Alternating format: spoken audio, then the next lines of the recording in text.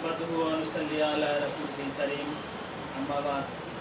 আজকের মধ্যপ্রাচ্য সংঘাত এবং মুসলিম বিশ্বের করণীয় অনুষ্ঠানে উপস্থিত আজকের প্রোগ্রামের মাননীয় সভাপতি এবং উপস্থিত অন্যান্য অতিথিবৃন্দ এবং এখানে উপস্থিত আছেন মান্যবর বড় ভাই মৌলানা মুফতি সাদি ভাই, উনি সবার কাছে পরিচিত, মশহুর, অনলাইন অফলাইন সব জায়গায় পরিচিত। ওনাকেও স্বাগত জানাই, ধন্যবাদ জানাই।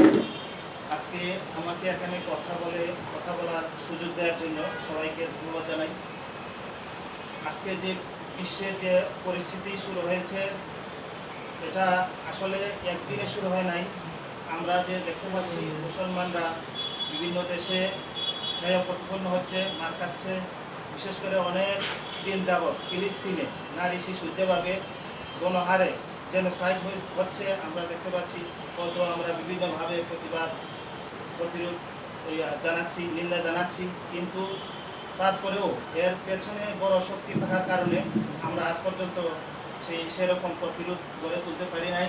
তবে ইতিমধ্যে ইরান মুসলিম কান্ট্রি, যদিও আমরা মনে করি অনেকে শিয়া বলে সমালোচনা করতে চায়, কিন্তু আসলে বর্তমান যে জবাবটা দিয়েছে ইরান ইসরায়েলের উপর যে পাল্টা হামলা করেছে, আমরা ইরানকে সাধুবাদ জানাই, ধন্যবাদ জানাই।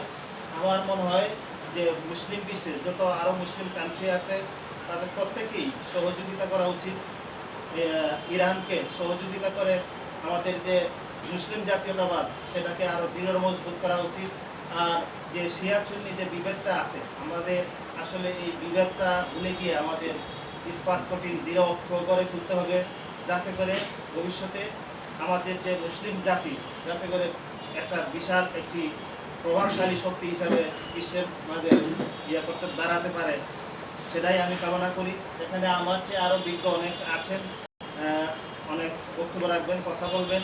আমি আশা করি আমাদের সিনিয়র অ্যাডভোকেট বৃন্দ আছেন এবং সিনিয়র মুরব্বী আছেন, তারা এই বিষয়ে আমাদেরকে আরও অবগত করাবেন এবং আমরা আরও বিশদ আলোচনা শুনতে পারবো।